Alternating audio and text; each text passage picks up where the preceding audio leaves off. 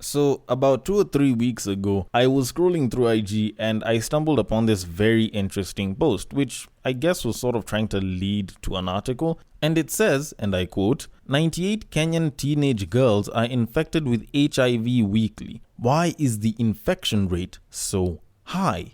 End quote.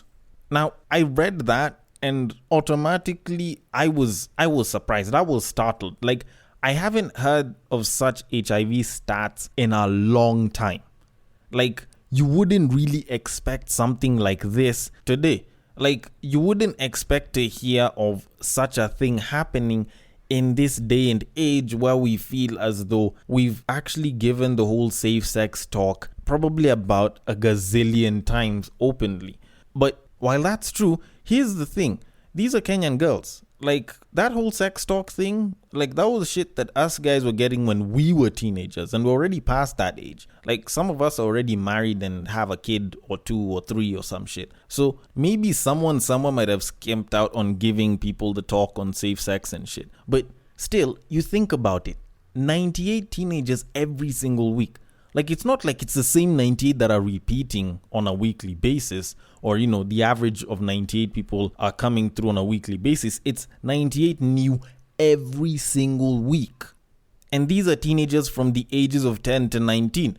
And yes, I know 10 to 12 isn't really teenage, but well, it kind of applies to this study. And this was a study that was carried out between January and February of 2021.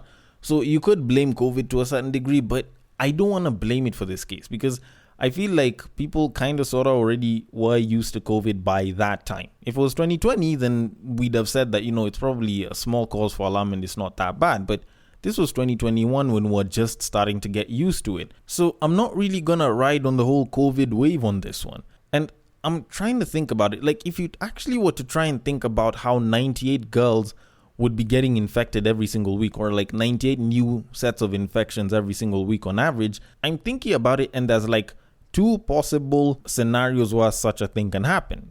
There's the guy side, there's the babe side. So from the guy side, which I think is the easiest one to sort of think of, a certain guy went and slept with this babe and then got the disease and then went and put it in this other babe and then the next babe and then the next babe. And it was like shagging new babes almost on like a weekly basis. So just, one guy was busy shuffling around different babes and that was how the virus ended up being spread because one of them had it and this guy transmitted it to all these other different new teenagers. And the assumption is it's probably an older guy, which could be true. Then there's the other side of it from the babe side where it's like one babe has it and then she ends up sleeping with one guy who's sleeping with a bunch of these teenagers, or with like one guy who sleeps with one teenager and another guy picks it up from that teenager. And these 2-3 few sets of guys are banging a bunch of these babes and these new infections are just popping up as a result. Now, when you kind of look at it, that's sort of the 2 main scenarios that I can sort of see this entire thing kind of happening and becoming a thing. And when I was taking a look at this post, I decided to take a look at the comments as well. And the most common comment that I was seeing passing around, in one way or another rephrased, was just people saying that the parents are the ones who are to blame because they weren't giving sex ed. They didn't give the sex talk. They didn't talk about having safe sex. And you could say that that is true and that could be a reason for it. But I honestly don't feel like it is. Like, yes, we should definitely be giving kids the talk, but I honestly don't feel like that's the reason. Like, I feel like even though it could have contributed, it's probably a much smaller part than, I guess, some of the other reasons that I'm about to give. Because I feel like, to a certain degree, a lot of this kind of came up due to 2 main problems, and that was the decline of, how would I call it, institutional or structural conservatism, and the kind of media coverage on the entire issue. That's kind of how I looked at it. Because when you kind of think about it, like the institutions, the structures that gave a certain kind of conservatism and taught people about sex were 2 main places. It was school and church, or if you're Muslim, mosque, if you're Hindu, temple. And whichever structured belief system that had a religion with it sort of had its own house and place and teachers that would talk to you about sex. And most of them would tell you no sex till marriage. And these two institutions sort of actually held society quite a bit. Before then, there was the culture side of it, and that's, I think, an entirely different discussion of its own. Now, both these structures, both these institutions sort of kind of lost their appeal with people. People stopped listening and following them because over time, I think a lot of us current, Gen Ys, Gen Zs started seeing that there were a lot of lies that were sort of packed in.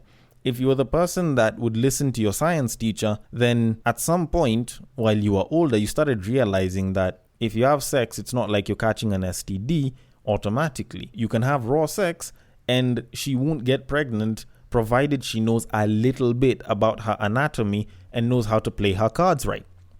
Like for a guy, this was something that you definitely discovered at some point down the line. Same thing with the babes. And also, some of our teachers started having sex with us. We've had a couple of stories in the States, and I've talked about how that has some sort of a fantasy attached to it. And, it's not like the same doesn't happen in Kenya. I guess it's just that as Kenyans, we're probably a lot more silent on that shit. But then when you kind of look at the religious institutions, people also stopped listening to them. I guess probably could be because the religious leaders who were teaching us to avoid these things started becoming the same perpetrators of these same acts. It's not very uncommon nowadays to hear about the pastor that's sleeping with someone else's wife or is busy sleeping with which young girl who's in the choir or some shit. I haven't heard of any stories about the mosque, but there's probably some. There's obviously bishop stories and shit. And the worst part is the priest who, instead of even going for the girls, end up going for the young boys and shit. But that's a story for another day. The point is, the people that were telling us not to commit these sins were the same ones that were committing these sins. And in some way, people lost faith in those same institutions, or at least they'd end up losing faith in some of those beliefs. And I guess as a result, if you stop believing in no sex till marriage, and then you have kids, and then you don't tell them to not have sex till marriage, there's a pretty good chance that they will have premarital sex. Now, of course, if you are someone like me, I have a pretty interesting moral stance on this. I feel like people shouldn't be having sex below the age of 18. Because that's about the same age where you can take full consent and, you have full responsibility. And if you're fully liable, if you take someone's life at that age, then you're probably fully liable to actually bring another life into this world at that same exact stage. So kind of made sense to me. But that's my stance on it. Like there's no structural force or belief that reinforces that in one way or another. So it probably might not hold that much water. But then again, there's definitely people that would blame the media. They talk about how the media is hypersexualized, and there's so many shows nowadays that have like very near pornographic sex scenes. Like you watch the first episode of the first season of Power, which is literally its pilot episode, and there's a sex scene right there. Like it's not like it was back in the day when sex scenes were a lot fewer. And, even though there were sex scenes or make-out scenes or love scenes, there was a lot of covering from the whole nudity side of it. And nowadays, people will throw in a bunch of sex scenes thinking that it'll make a show, all interesting and shit. And to be completely honest, anyone who says that isn't wrong. Like, that's completely true.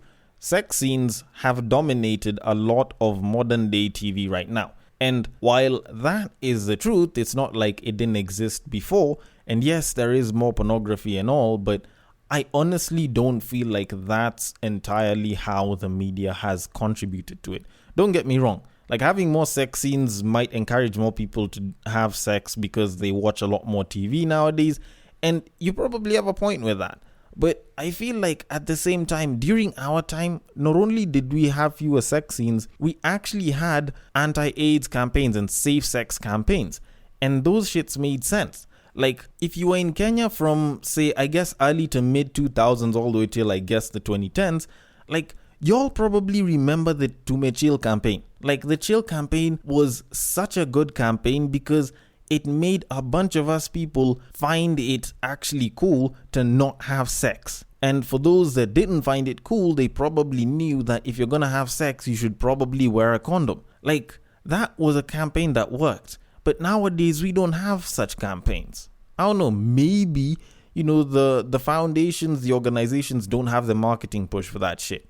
Although then again, a couple of years back, there was this campaign about the self-test kits. And interesting enough, I was actually working at a media house during that time, Which actually does give me a chance to bring in a very interesting story. So during that time, I can remember there was one of our shows in the media house that I was working at that was specifically chosen to sort of push the whole HIV self-test kits so that people can, use them. And they used to discuss more or less the same topics that I talk about in love, sex, and relationships. And at some point, I can remember like 2 weeks after that campaign had started, like the marketing guys from the agency, I think, and from that particular company had come in and had sort of complained that these guys weren't giving it as much push. And they were like, we want you to push these self-test kits as much as possible. Stop telling these guys that they should go and use a condom and have safe sex. Just tell them to go ahead and use the self-test kits. And I can remember when the producer was being told that, and I just so happened to be in the room with, I think it was the marketing manager that had been told that by the guys from that other company.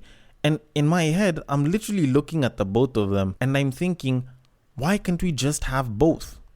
Like the two of them can actually coexist.